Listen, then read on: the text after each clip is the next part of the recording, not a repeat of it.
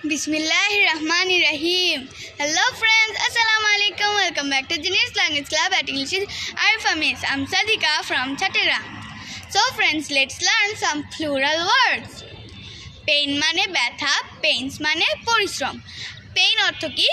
ব্যথা. আর pains মানে পরিশ্রম. Pains মানে পরিশ্রম. Move মানে গতি, moves মানে পদক্ষেপ. মুভ মানে গতি, মুভস মানে পদক্ষেপ. ভিউ মানে দৃশ্য, ভিউজ মানে মতামত.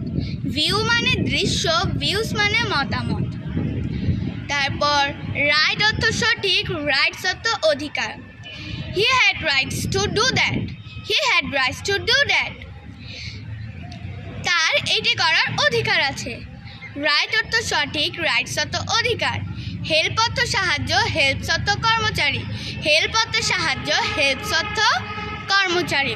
ওয়াটার অর্থ পানি, ওয়াটার্স অর্থ নদী বা সমুদ্রের মতো এলাকা. ওয়াটার অর্থ পানি, ওয়াটার্স অর্থ নদী বা সমুদ্র এলাকা. উড অর্থ কাঠ, উডস অর্থ বন, খাওয়ার বন না কিন্তু, জঙ্গল, জঙ্গল.